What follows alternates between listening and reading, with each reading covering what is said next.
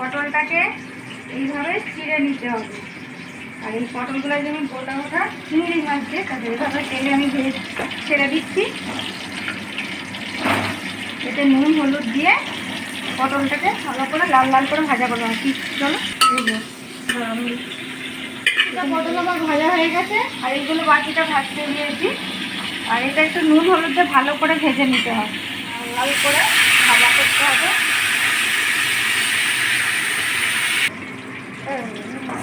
প্রেসারে কতগুলো চিংড়ি মাছগুলো দিয়ে দেবো,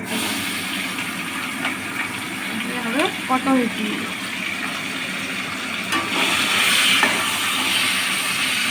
পটলের এতে ভাজা তো চিংড়ি মাছগুলো দেখে হয়তো কালো হয়ে গেছে, পটলের তেলে ভাজলে পাকা চিংড়ি হয়ে গেছে না, পাকা চিংড়ি। আজকে সব প্রেসারে এটা করবো, কারণ আমাদের বাড়িতে বয়স্ক আছে, মাছ খেতে অসুবিধা হয়।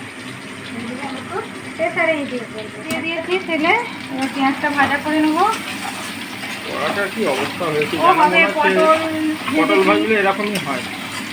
আমি তার আগে কিছুটা ভাজাভুজি করেছি তো, তেলটা তার ফেলে দেওয়া যায় না, সেই কড়াতেই করে নিচ্ছি।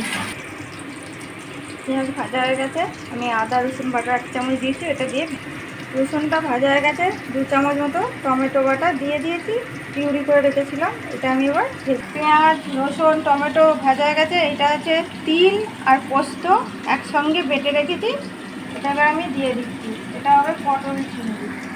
এবার ভাজা হয়ে গেছে, এবার আসল যে লঙ্কা গুঁড়ো, হলুদ গুঁড়ো, পরিমাণ মতো চিনি আর একটু কাশ্মীরি লঙ্কা গুঁড়ো দিয়েছি, দিয়ে সব একসাথে দিয়ে দিলাম।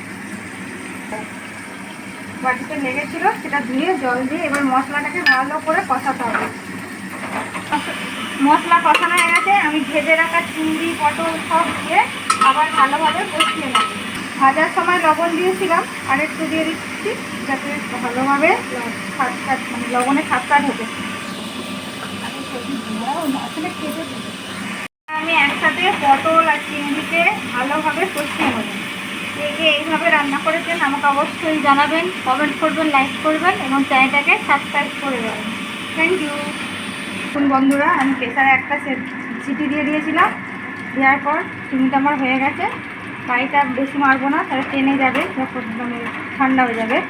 আর এটা আমার পুরো রেডি।